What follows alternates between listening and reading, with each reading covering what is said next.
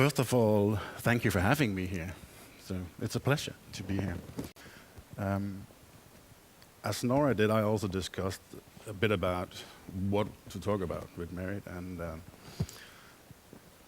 it ended up with bits and pieces. So we'll jump a bit around, and I'll tell a bit about what I think is important, especially for startup companies and what to focus on. A little bit about myself. As Sado said, I'm an electronic engineer and an MBA, and I've had several top-level positions and board memberships during my career. For the time being, I'm working at a Danish company called RTX as business advisor.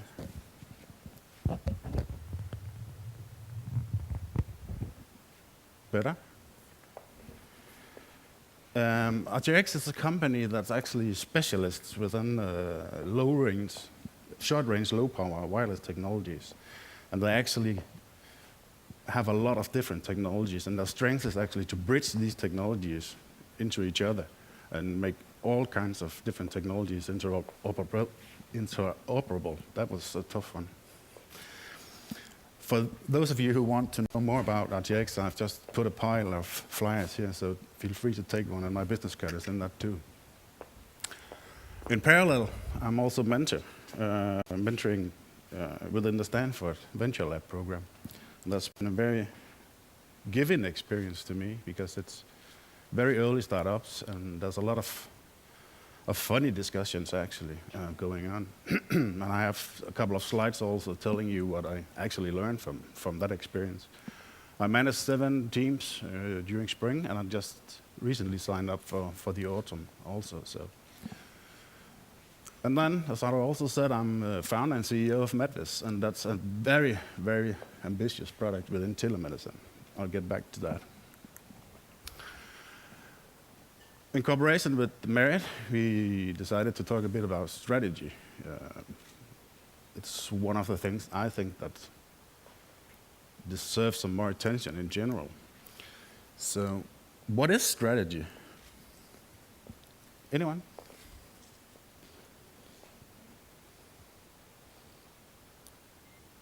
Just prove my statement, I guess.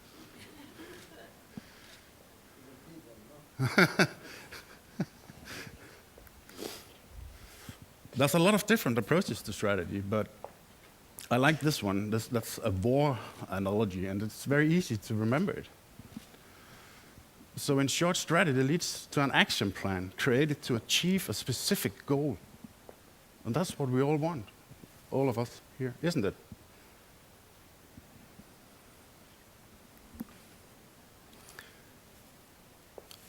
I can't imagine any military generals that would enter into a war without having a strategy.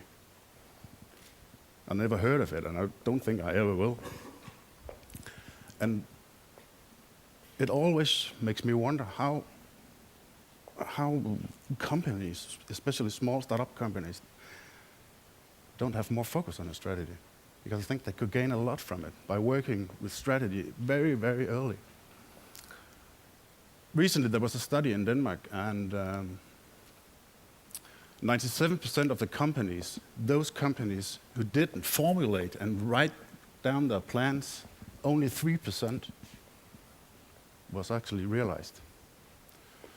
Within the remaining 3% of the companies who actually did their job and really focused on strategy and worked on it, 97% were realized. Why is it we need a strategy? Of course, it's to pursue a specific goal, as I mentioned earlier. But if we don't have a strategy, then we fill out our time on what we want to do ourselves, or what we think our bosses want us to do, or to react instead of being proactive and taking the ball. Without a strategy, time and resources can easily be wasted. There could be non-correlated activities in the companies that could actually be directly opposite. So imagine that you are a CEO of a company, and you actually expect this company to move in this direction, but internally you have one doing this, and you have another one doing this. So the situation could actually be that they you never get anywhere.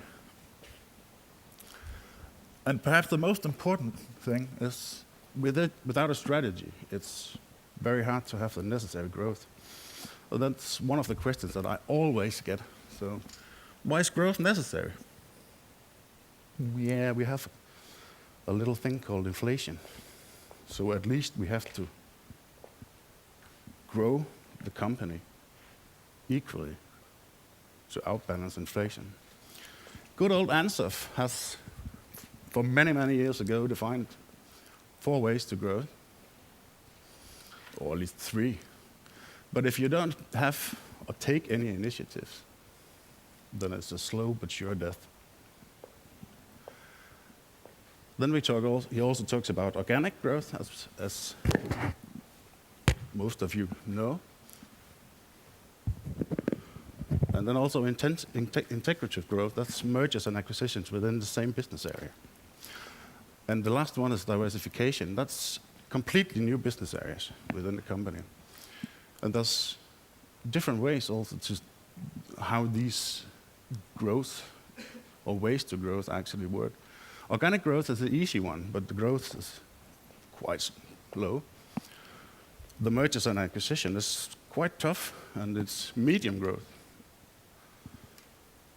Diversification, that's very, very hard to do within an existing company, but the growth rates are extremely high. So it's also indicating some kind of risk, where organic growth, of course, is the least risky one of those. If you try to model this mathematically, it looks like this. And there you have it. This is the dangerous one. So be aware of this. It's extremely important. I've seen companies die due to this. Working with strategy, I have there's a lot of different things within the strategy work, but I have 6 good hints for you based on my experience with it.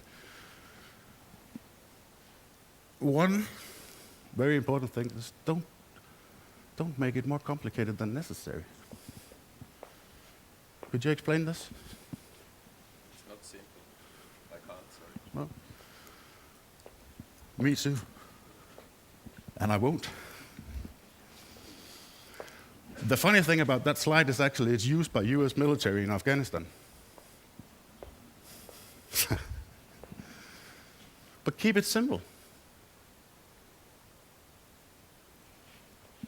An approach to strategy is also to pinpoint what's actually important for the company where it is right now. And there's a lot of people getting scared about strategy work because they see it as a huge lump. But often you don't have to treat the whole lump. And hint number 2 is don't necessarily only focus on the most visible and the easiest thing to do. Often the very true golden nuggets is hidden. And you have to work with it. Scratch the paint, dive in.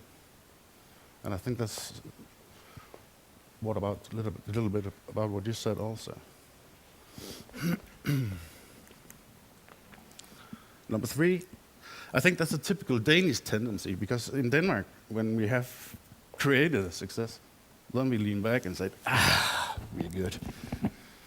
But be careful, be very careful not to relax in self-satisfaction. There is a lot of other sharks out there, and if you relax, they eat you.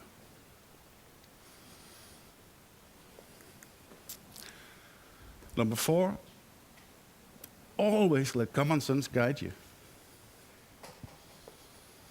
Don't listen to fancy university professors with new theories if you don't believe in it. Put your finger in the ground, ask your stomach, is this the right way to do it? Does it sound reasonable? Do I believe in it? As soon as you lose your common sense, then it's downhill.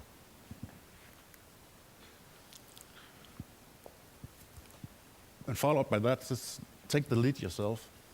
Deny to be controlled about people that might not know your business.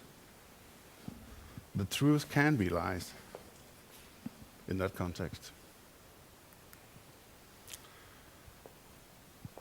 I mentioned it shortly before, but don't be scared about it. There's no hocus pocus in it, and it's not dangerous. There's only one way to eat an elephant, and that's bite by bite. Break it down to pieces, workable pieces, understandable pieces, and connect everything at the end. Perhaps you don't have to eat the whole elephant. And then believe in what you do and have your heart with you. That's probably the most important thing of all.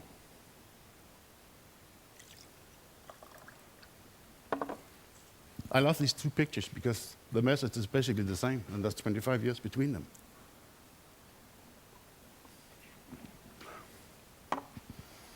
But be bold and dare to have a very strong vision, an ambitious vision too.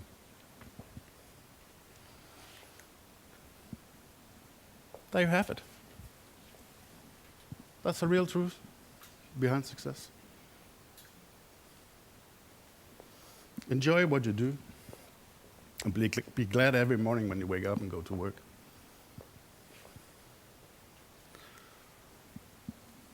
Then there's, in the academic world, there's a lot of discussion about different strategic tools, and one part of the world, this world argues for one and another argues for another one. Let them have their battles. This is the best tool I've ever seen. And the great part about this is we have one, all of us. So use it.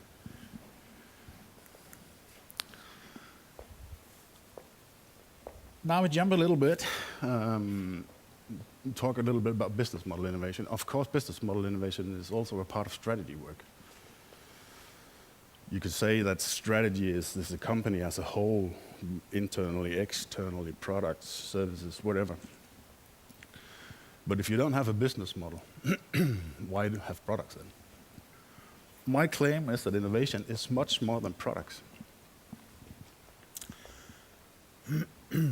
If you don't have a watertight business model, you can have the most intelligent and innovative products in the world, and you'll never see success if you pour it into that business model. So my point is, the products really doesn't matter if you don't have the business model. 5 years ago, no one focused on business model innovation, but it's very hype now. I think it's been for around a year, and it's driven by a guy called Alex Osterwalder, who's actually from Switzerland. But there's also common sense in this, because my experience is also that a lot of companies, especially startup companies, are using all their ammunition and all their resources to develop products. There's a lot of other things to be developed. And again, it's related to what Nora said also. Focus on one product and make the business model work. Ask yourself, what is your business model? Is any one of you a startup here? What is your business model? Sell product to customers. Oh, that was a clever one. That's easy and simple. Yeah, but how? It's not that simple. Oh, okay.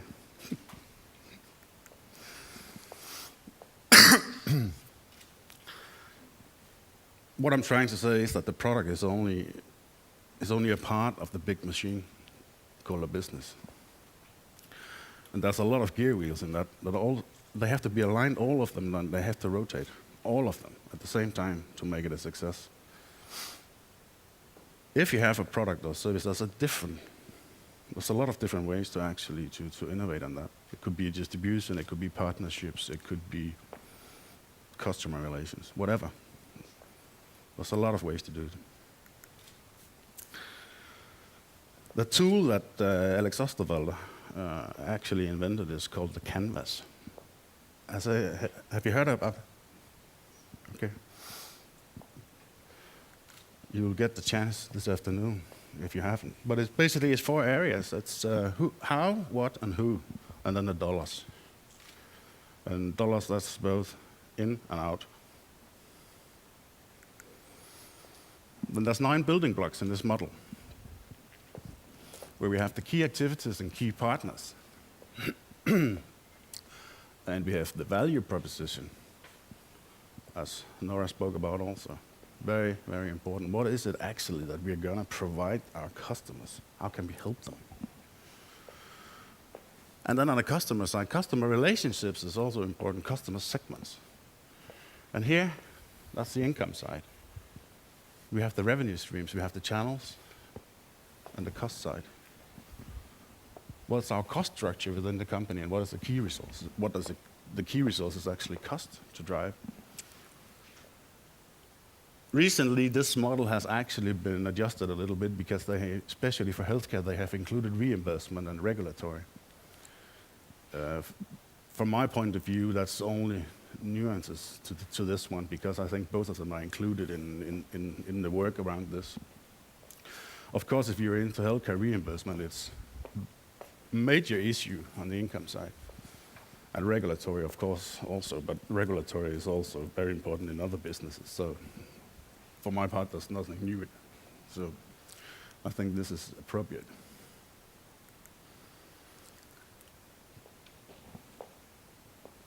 Every company is started by an idea. It could be a sketch on a napkin at a dinner party. Whatever. It could be two colleagues discussing in the bus. You never know when the idea comes and how it comes. Sorry. And then the next step is the creation. And the creation is actually done on the canvas. I'll show you some pictures after this slide about how it actually works in real life. But basically, it's to print out the canvas and then work with little notes and then have a discussion about. And then you can test it on paper, make some simulations or spreadsheet simulations. And then the most important thing is actually to get out in real life, get it tested very early on conceptual level. You get invaluable feedback if you do that early. And it's both on the product side, but it's also on the business model side, market side. You have an idea, and perhaps that's 80% correct. But I have never, ever yet experienced a company that did this and took the concept to real life that didn't change anything. So it's very important. And of course, it's an iterative process, so you might have to go back. If you have your feedback from the real life, then you might have to have a new creation phase and then start all over. And perhaps you have to do it 4 or 5 times, I don't know. But it doesn't matter. The idea behind this is to minimize risk. It's your money, not mine. There's some pictures from the creative part, or the creation part. There you have it printed out in big format, and then very good discussions. And I think that's what we're going to do this afternoon, right? Yeah. That's the canvas with the 9 building blocks and some supporting questions to guide you through this. So I won't go through everything about this right now. We can do that later on if you're interested. A company that really has taken this model into their hearts is actually Nestlé Group. Especially, it's a longer story as you will see, but it started within Nespresso. Nespresso in 1987 was quite a simple business model, as you can see. It was a simple business model, and it was a huge failure. So they actually started to work on these things. The product was instant coffee. That's how the 2011 model looks like for Nespresso. You see there's a lot of different new stuff in the business model, but the product is still the same. It's instant coffee. Nothing changed there. And as a result, it's one of the fastest growing business areas within Nestlé Group. Annual growth rates about 30% since 2000. and global sales nearly 4 billion US. It's a cash cow.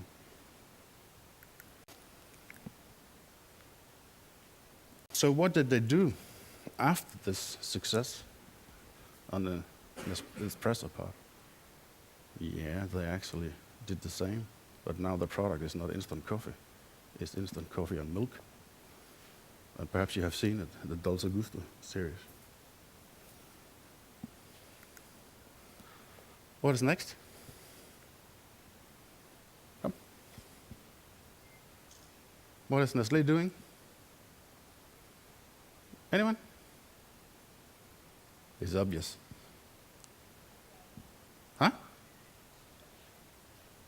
One more time. Well, it's much more clever.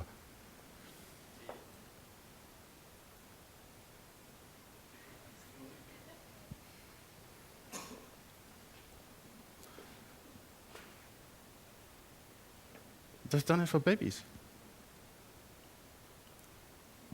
I'm pretty sure that all of you that have kids, or at least babies, know the trouble by cleaning their bottles, mixing their milk. Now you buy it. Just as we make a cup of coffee, then you make a bottle of milk. That's clever. And it's on a business model that's already tested, and they know that it works. If I had, my son is now 11, but if I had that 11 years ago, I would have bought it. So what is it actually that they did? They took their knowledge and competences from the powder milk division, combined it with knowledge and competences from the instant coffee division, and they added a new business model, which actually new worked from here. So this is extremely robust, and it's almost impossible to copy. So that's the way to work with these things, and that's the different handles to pull and merge together.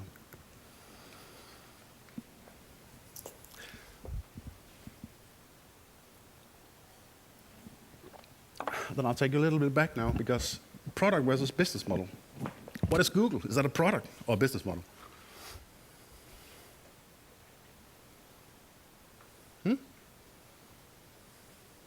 What about Groupon? What is Apple?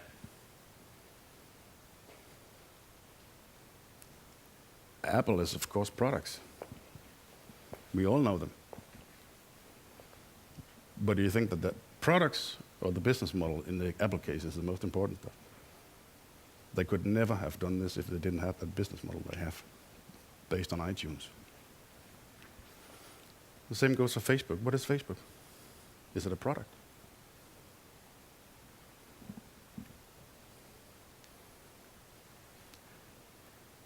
I'm convinced that tomorrow's winners is not necessarily the ones with the best products. It's the one with the best business models.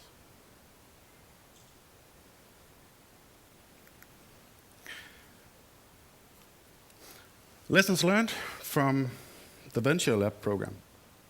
It was highly interesting for me to be a part of it, because it's actually it's e-learning.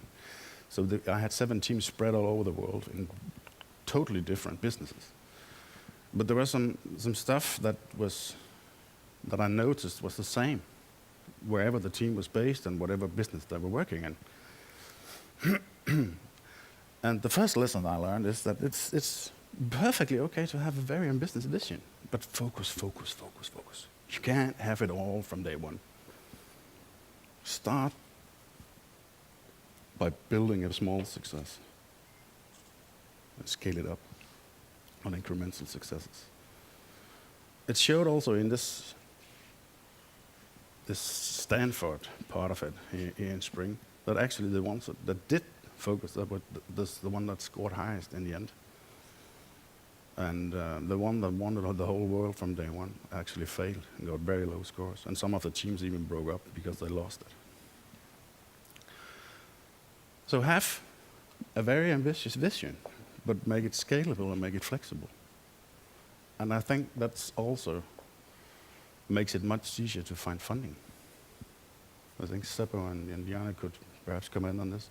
But if you actually have a very small focus area in the beginning and you actually have success with that, and you can define the next steps in your incremental successes, I think that's much easier to get funding, because you don't have to have 100 million from day one. You could perhaps have 5 million, whatever.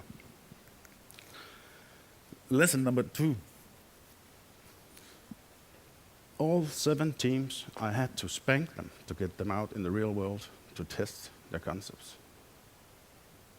These young people, they were quite young people, all of them, but they believed that they could do everything from behind a PC.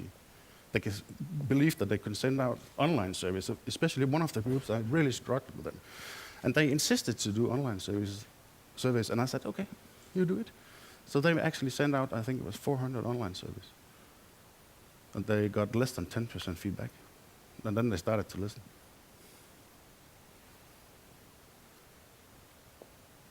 So what to do is actually to identify very important stakeholders within the business area that you're in. There could be CEOs for customers, could be suppliers, could be other stakeholders, could be regulatory people, for instance.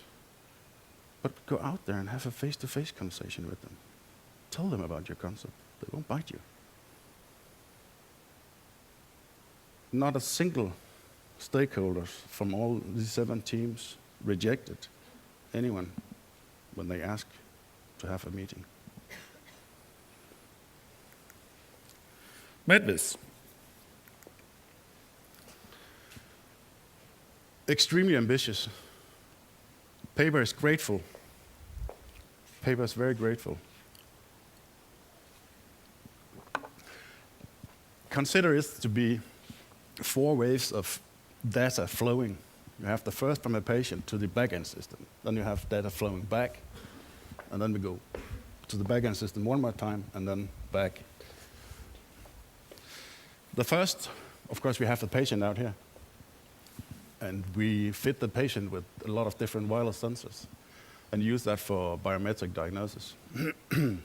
Feed it into the system in a secure data warehouse, and actually have an artificial intelligence behind it to make diagnostics. The diagnosis is created and fed back into the systems where the prescription loop is included. And it's done, in this case, by an American company in Silicon Valley called Protos Biomedical. What Protos has done is actually they have worked intensively with what they call ingestible event markers. And ingestible event markers can actually measure response to medical treatment. But the clever stuff they did is actually they integrated it in a pill with a wireless transmitter in. So you eat a pill with a transmitter in, and you measure it. And then they have an ePad solution that's wireless. So data is actually transferred wirelessly from your stomach to an ePad on your body. And of course that could be used to define the dose. Is it the right dose? In this world, it is, I think most of you know, that perhaps it's not the right thing just to increase the dose. Sometimes it's better to decrease the dose, then you'll have much more effective medication. So that could go both ways in that case. And of course, everything here is wireless. Or perhaps not, of course, but at least in the patient, and it's all wireless. So we fit the patient with a lot of different sensors and actually bridge them to a mobile platform. So the patient could be in Denmark, and the specialist could be in India or US. It doesn't really matter. At the same time, caretaking personnel can access the body network at the patients by iPhones, smartphones, or tablets. So you can actually have a patient that could be in home environments, and that's what is actually planned for. But it seems like there's high interest also to take this into the hospital environment. Right now, I'm actually having a round where I'm using a lot of time in the clinical work. So we've set up a range of meetings with a lot of different clinical people around the hospitals in northern Jutland, where I'm from. And it's incredibly good feedback that we get. So We have identified needs we didn't even know existed. So we are actually going back to number 2 now. We have to look everything through one more time. It's ambitious, yeah. And it's not going to happen tomorrow. But we can start easy. And right now we have proof of concept that we can actually do demonstrations on.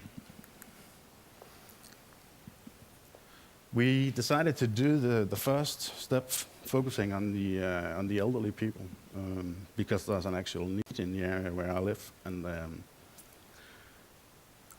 it's called Region Nordjylland. It's more or less a government institution, but they actually have the need, and then they are gonna be the first client because they want to buy this. So it's as it is now for the proof of concept. We have 3 major building blocks, and that's the brain. And I have to say also that we're doing this in cooperation with the largest Danish mobile operator. It's called TDC. And then we have a pendant with charger. And actually also a wireless and remotely controlled door lock. And this is the concept as it is right now. So we have the brain. It's actually mobile connected, but there's redundancy, so it's also connected via broadband. TDC, the mobile operator, has a CareNet. And in Denmark, the CareNet it's the one behind 911 and fire escapes. So it's very, very strong network, and it's up and running now for 25 years. And then there's a help desk in the back end of it. It could be TDC. They actually have their own, but it could be anyone. And these, as I showed, is the 2 bricks that we have. But it could be anything. It could be devices. It could be EPADS-based sensors. What's going to happen next is actually that we're going to integrate an EPADS-based ECG sensor. So I'm working with another Danish company that's actually just launched that for commercialization right now. So, and they want to integrate it on the platform. So that's exciting. But as you see, there's no diagnostic engine behind this. The Proteus concept with the pills, with the transmitters, is not included. But I can include it later. So it's scalable.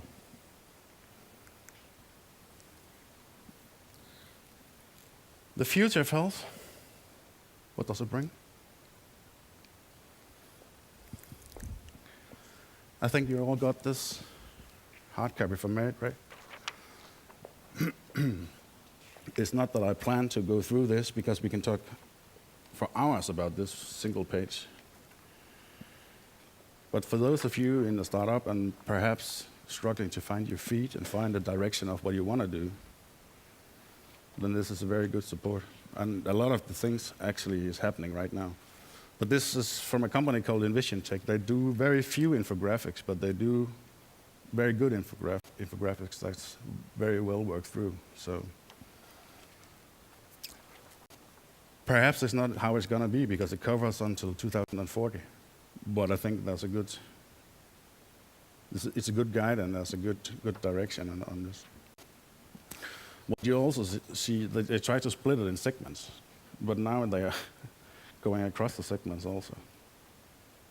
So that's a very good sign of what's happening now and why it's so confusing sometimes. One of the big obstacles when we're talking wireless health and telemedicine is that there is no regulatory standards. So that's the field that we're in right now. But the link is here, and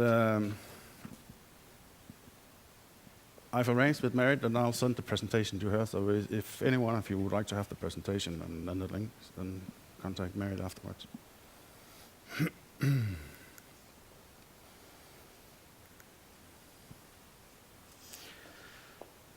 If you want to start a company up and you stay within your own comfort zone, I'm pretty sure it's not going to happen. You have to get out. Get out of your comfort zone. That's where it happens. It's tough, but it's also funny, especially when it happens.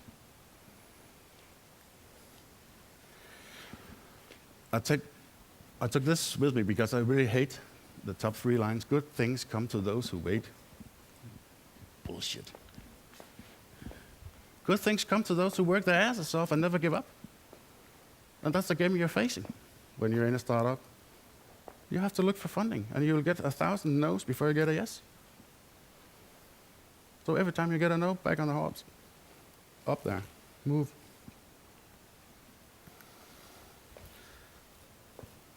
I know I covered this very broadly. And if you go home and you start working with this, and somewhere down the path you're having a brain meltdown, then take a break.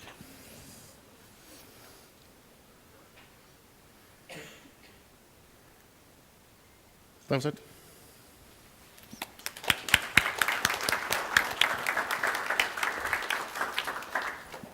Thank you for this presentation. So now for final questions, please. Oh, please. Thank you, Henrik. I'm Sari Arpa. I'm actually from Finland and representing High Return 360.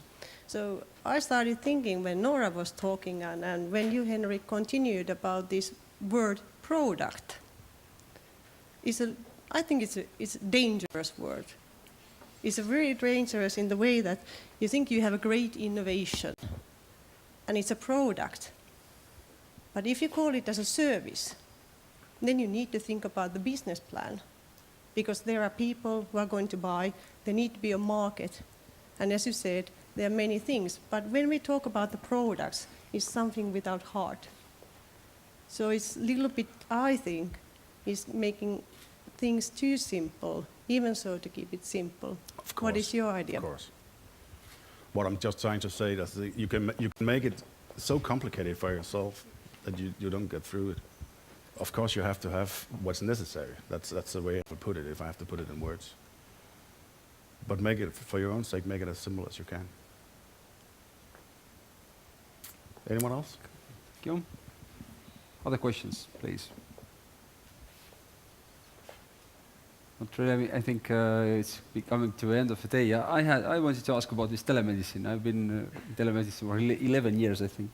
And when we started 11 years ago, then everybody was talking just about telemedicine.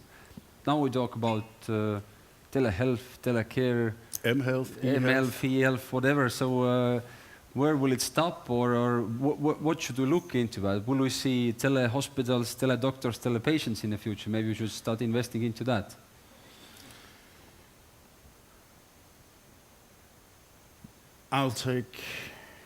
I'll answer you on basis of what's going on in my local area now, and in Denmark also, because there's actually been allocated, I think it was 10 billion Danish kroner to build what they call super hospitals.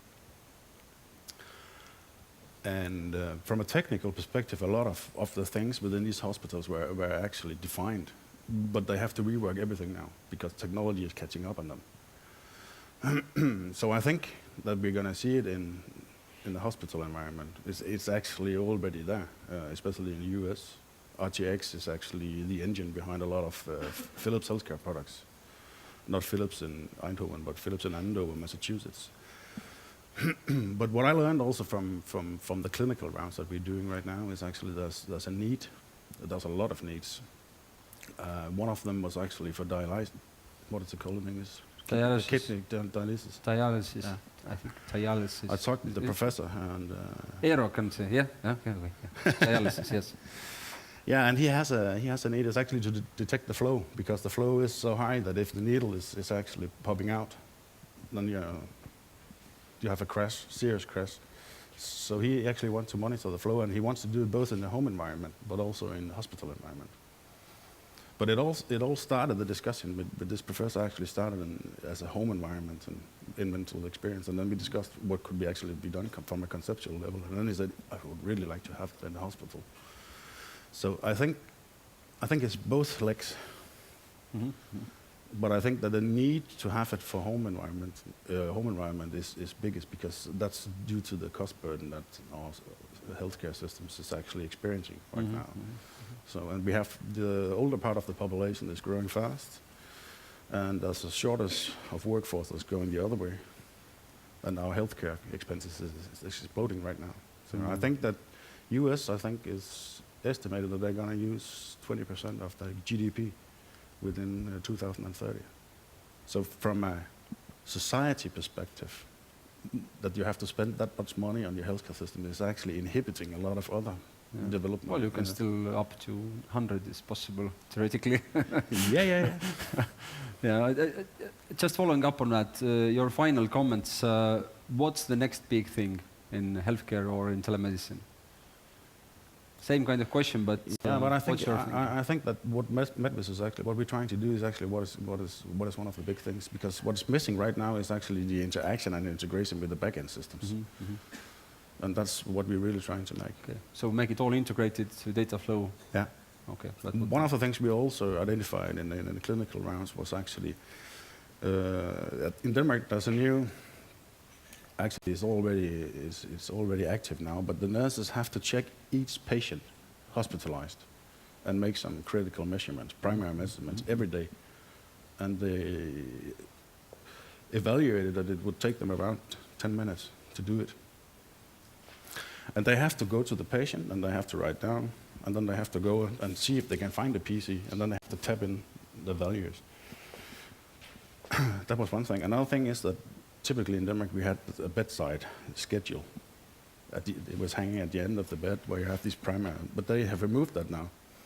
So the nurses are actually missing that because they have to access the system electronically to have these data. So what they asked was if we, based on the Medvis concept, actually could have a bedside solution where they could measure the data as step one, as they do it today, but tap in the measurements directly so it's stored in the system. But they also wanted to pull data from the system because they really wanted to have this in the spreadsheet with this data. So it's getting more to a cloud-based. Yeah, also in I hospital. am fully convinced about that. Okay, well, thank you very much, and let's give a big round of applause. This is the telemedical biological life here for you. Thank you.